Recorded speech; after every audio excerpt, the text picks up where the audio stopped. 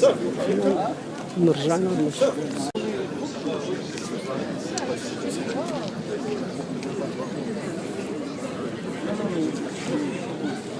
Alors comment changer cette attitude aux États-Unis?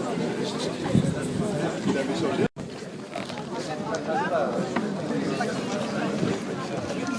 Monsieur Azoulay. Bonjour. Bonjour. Bien. Je suis directeur du journal électronique Mazagan 24. Qu'est-ce que vous pouvez nous dire à propos de ce premier forum? On va d'abord attendre que ça commence et puis Un petit...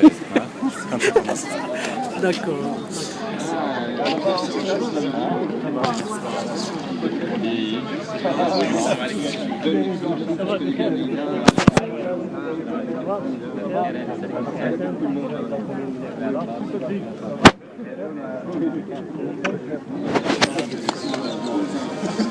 J'ai fini avec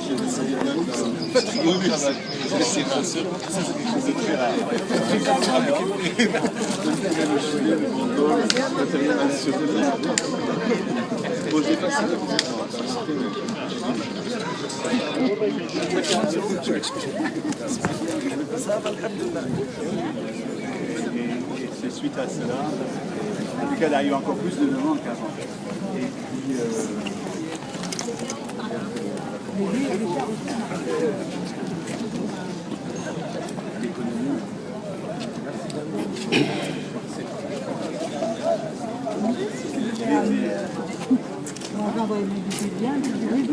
bonjour, monsieur. Comment ça va?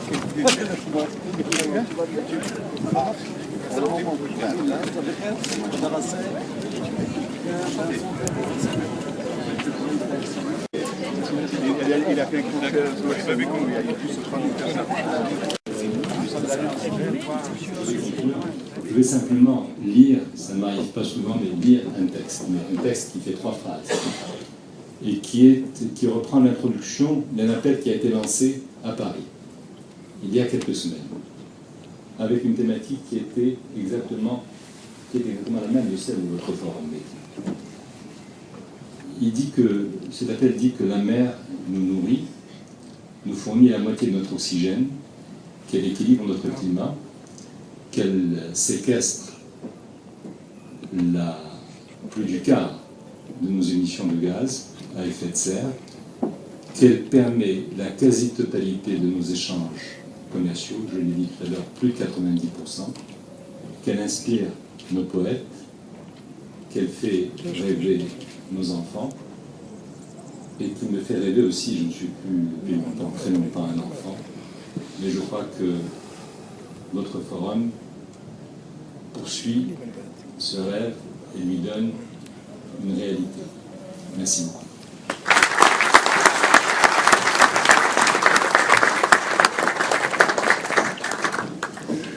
Merci beaucoup André Azoulay pour nous avoir dressé ce panorama et ces enjeux, on l'a bien compris, fondamentaux pour les populations à venir et les futures générations autour de la mer. Notre pays, comme vous le disiez, est un pays qui dispose de 3500 km de côte, un emplacement géographique extraordinaire, 2 mers, dont l'une dont vient de parler André à l'instant, la Méditerranée, berceau de toutes les civilisations. Et à partir de là, je pense que le Maroc est tout à fait en droit de se positionner dans cette problématique, à savoir la mer, les richesses, pouvoir contribuer à ce que cela se passe, et j'espère beaucoup de succès à vos travaux. Oui, monsieur le ministre, merci beaucoup. On a bien compris, schéma national, comme vient de nous l'expliquer le ministre, mais aussi prise en compte des spécificités régionales très importantes, de manière à garder les savoir-faire des uns et des autres. Je vais passer la parole à M. Youssef Amrani, ministre délégué aux Affaires étrangères. Voilà, la mer ouverte sur la politique internationale peut-être.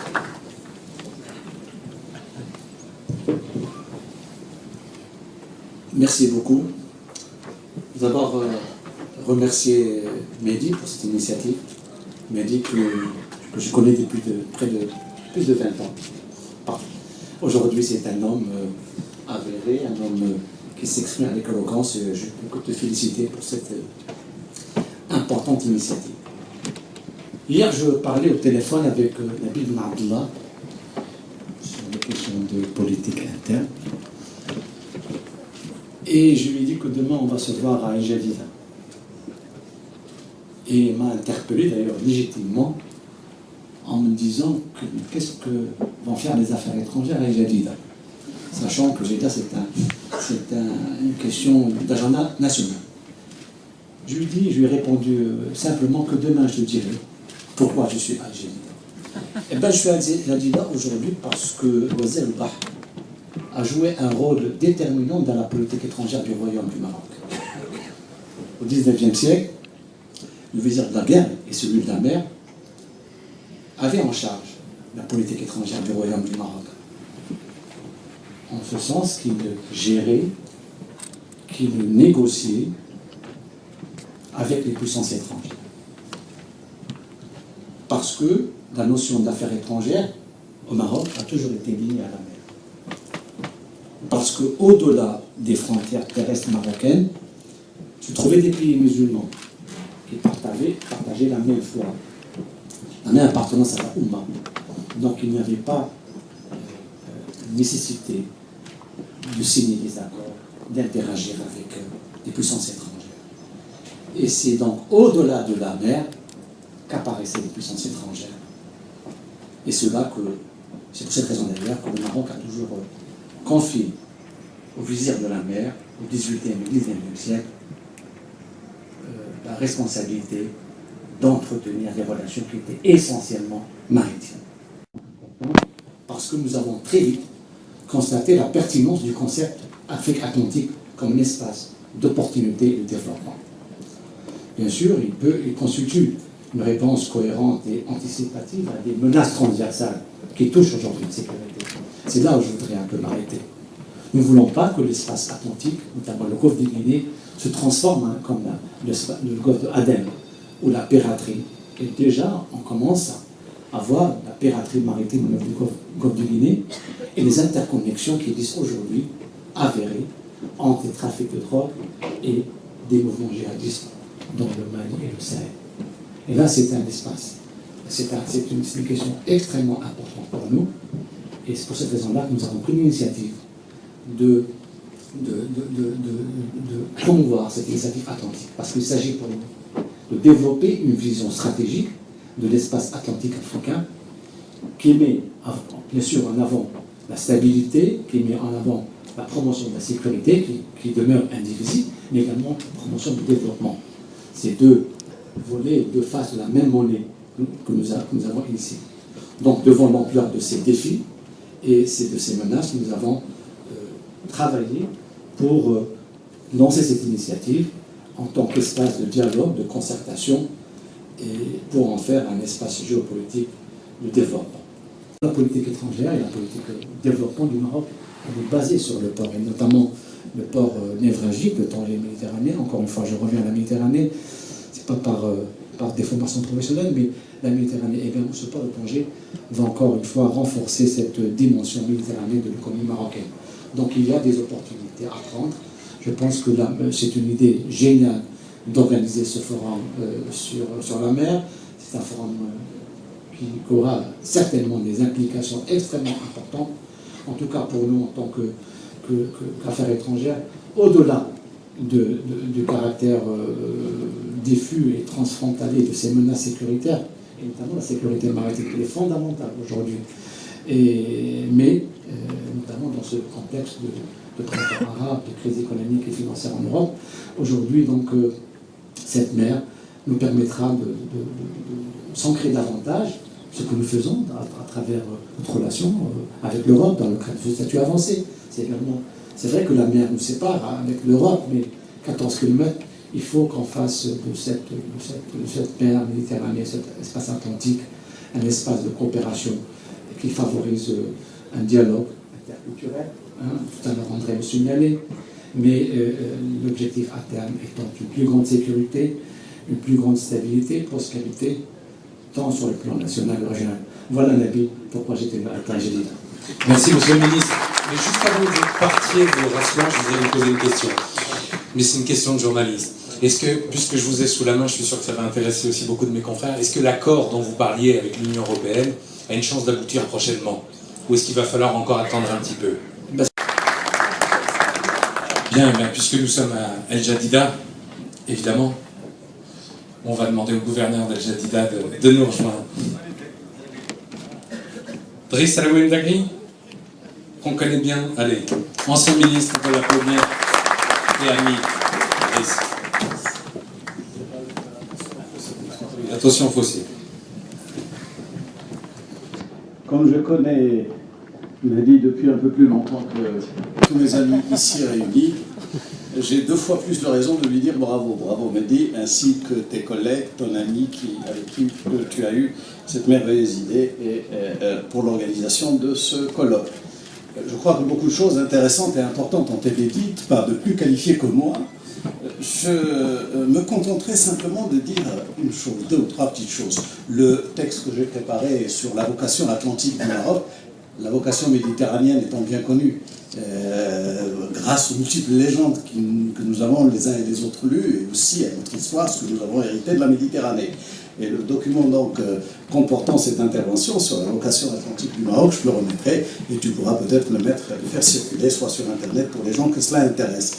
Et par conséquent, pour être bref, je dirais simplement une chose importante, la mer inspire. Elle inspire de façon extraordinaire. Elle inspire les hommes, elle inspire les pays. Pour ce qui est des pays, nos responsables politiques, les ministres, le Conseil de Sa Majesté le Roi, ont développé les éléments qui sont importants et dont il faut tenir compte pour que le Maroc puisse tirer profit des opportunités. Il y a aussi des risques, bien évidemment, qu'il faut souligner. La mer n'est pas qu'un gisement d'opportunités. La mer, qu'il s'agisse de la mer Atlantique ou de la mer Méditerranée, comporte aussi un certain nombre de risques, ne serait-ce que parce qu'il y a des changements climatiques, des changements divers, il y a la pollution, il y a la piraterie, il y a toutes ces choses-là qui comportent des risques et qu'il faut gérer. Elle inspire donc les pays.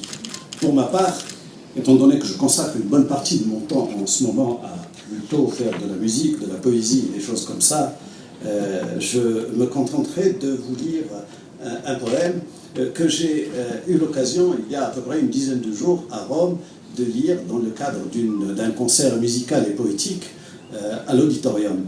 Et c'est un poème de Rimbaud, je le trouve très très beau. Ce sont quelques extraits de Rimbaud, c'est le bateau ivre évidemment pour ceux qui le connaissent, et qui dit ces choses merveilleuses. Je vous prends juste les vers qui sont liés à ce qu'il dit à propos de la mer. Et dès lors, je me suis baigné dans le poème de la mer, infusé d'astres et lactescents.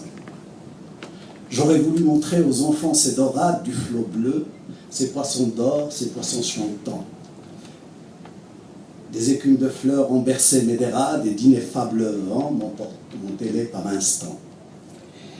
J'ai vu des archipels sidéraux et des îles dont les cieux délirants sont ouverts aux vogueurs.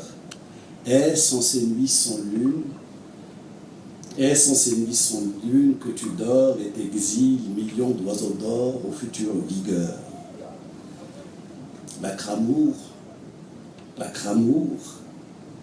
m'a gonflé de torpeur enivrante. Oh, que ma quille éclate, oh, que j'aille à la mer. Merci beaucoup.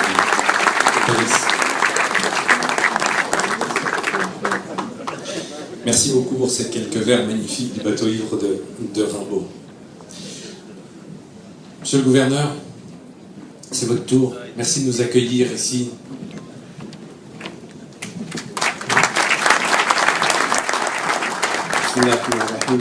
Mon cher conseiller, monsieur le conseiller de Sa Majesté, messieurs les ministres, monsieur l'ambassadeur, honorable assistance, président, c'est très délicat de passer après 10 minutes de personnalité qui ont le verbe. Regardez, moi je voyais le soleil qui illuminait toute cette fleur. Ça, c'est une église, là, elle avait regardé comme elle est complètement. Donc j'ai bien fait de vous céder la parole parce que vous êtes mon aîné. Et non seulement aîné en termes d'âge, mais en termes de sagesse. Et vous connaissez la sympathie que j'ai pour vous. Même chose pour Mehdi, que moi aussi j'ai la chance de connaître depuis. C'est un excellent joueur de tennis, un bon joueur d'échecs et fils d'un très grand joueur d'échecs. Et pour cette raison, il nous a challengé, il est venu pour me dire, moi j'ai le Forum de la mer, j'ai 2 villes, Essaouira et El Jadida. Je dis, attends, moi je ne peux jamais rentrer en concurrence avec André Azoulay. C'était sans compter sur la bienveillance, sur la générosité d'André. Je me permets parce que chaque phase, qui était beaucoup plus rapide pour nous, pour dire, moi, El Jadida présente beaucoup d'atouts, et je viens et l'appuie avec toute ses forces pour montrer qu'il n'est pas surveillé, il est marocain. Et je lui demande d'appuyer.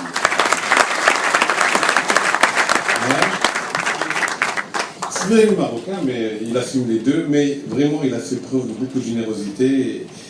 Alors je suis désolé, c'est comme mon ami Idriss Lalaoui, j'ai préparé des slides, mais je vais vous faire l'économie de tout cela, pour essayer de réagir à quelques idées. D'abord pour vous exprimer ma joie que la ville d'El Jadida puisse abriter le premier forum de la mer qui s'appellera désormais le Forum d'El Jadida.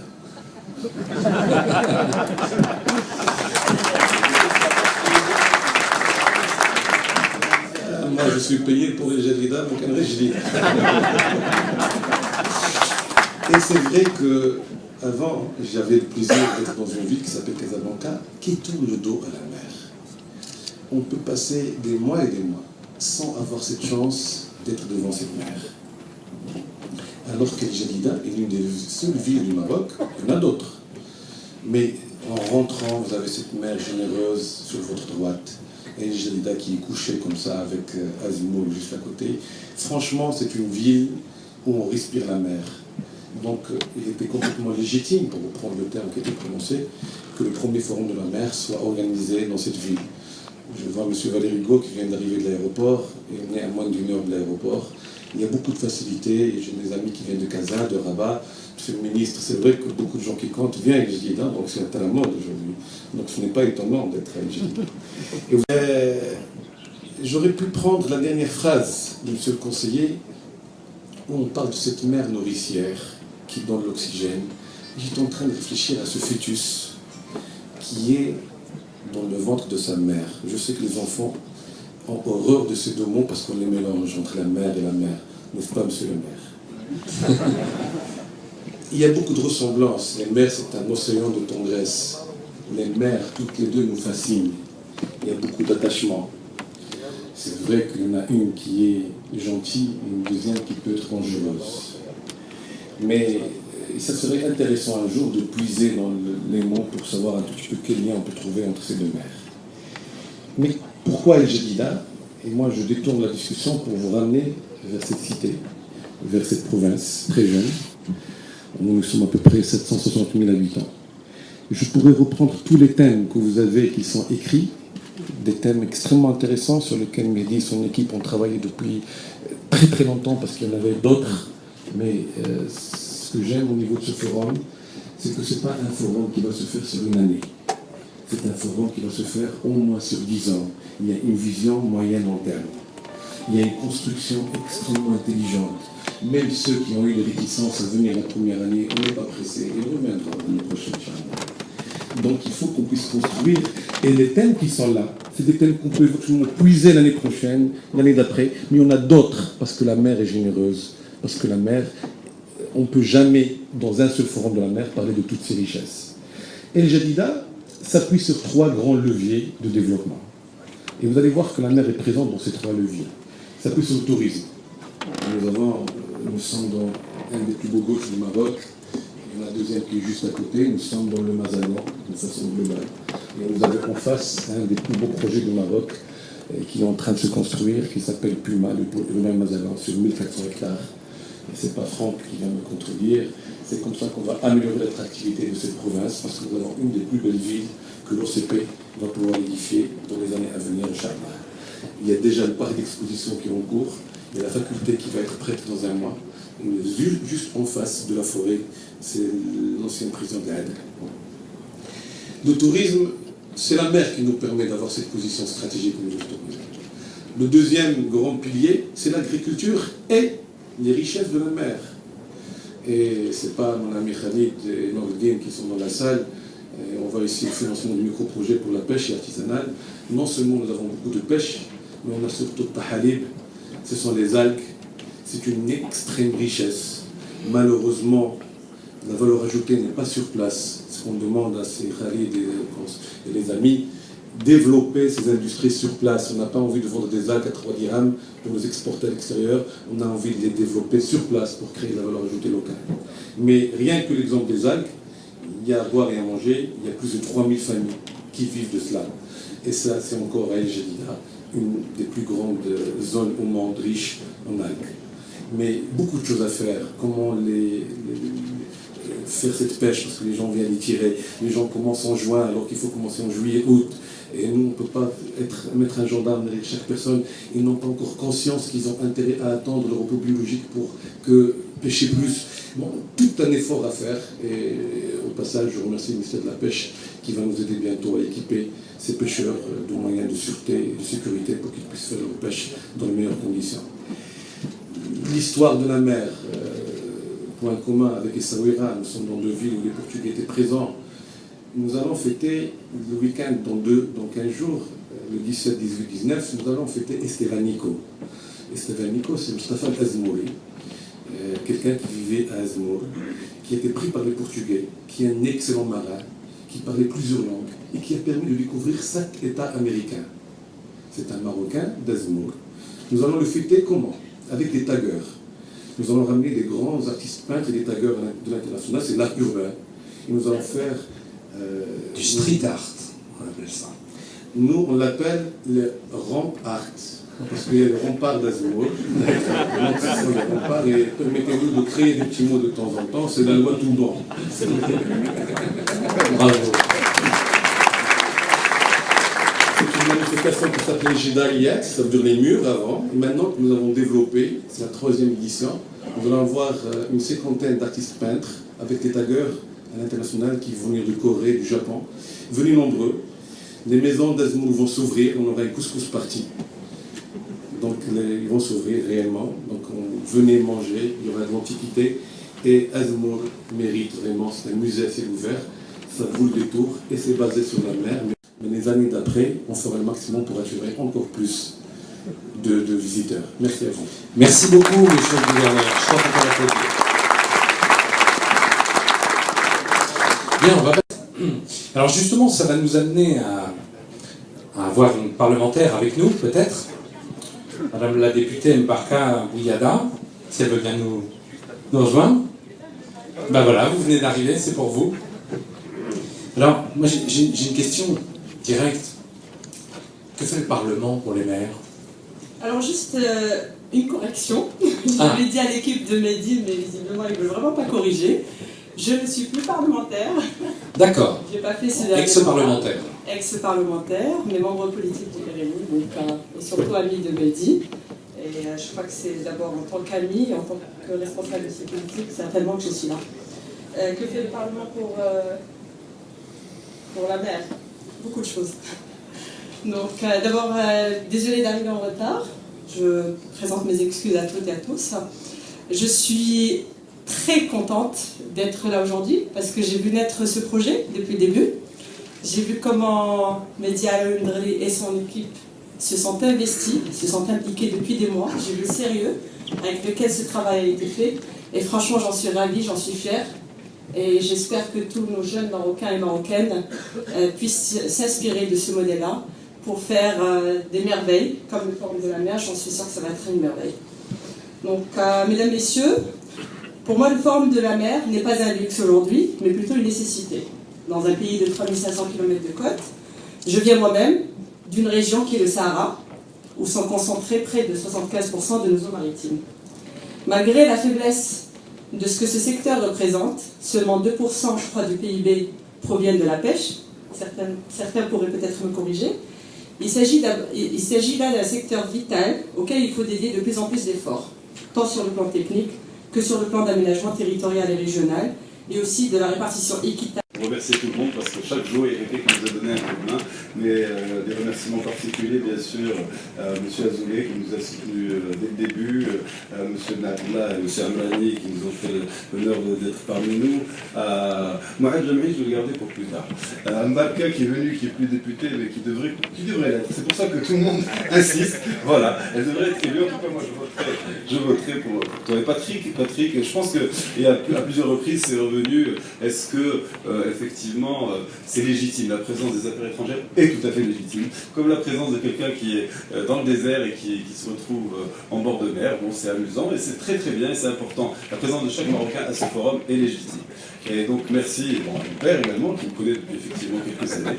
Et donc, merci à tous nos intervenants qui nous ont fait le plaisir et l'honneur d'être là. À Loïs, l'UNICEF, donc, qui nous a soutenus pour organiser ces activités pour les enfants des Jadida et des maisons de jeunes. Et Mohamed Jamel. Donc, en 2 mots, pourquoi on a choisi El Jadida? Mohamed Jamel. C'est précisément la raison vraiment pour laquelle on a choisi El Jadida. Il a été d'un très grand soutien. La province et toute l'équipe de la province nous a beaucoup aidés. Ils ont été présents, c'est eux qui ont facilité la relation aussi avec l'association nautique des Jadida où nous organisons les activités sportives. M. Barzot est là aussi. Nous avons pas mal de gens, beaucoup de gens qui nous ont aidés sur l'organisation de ce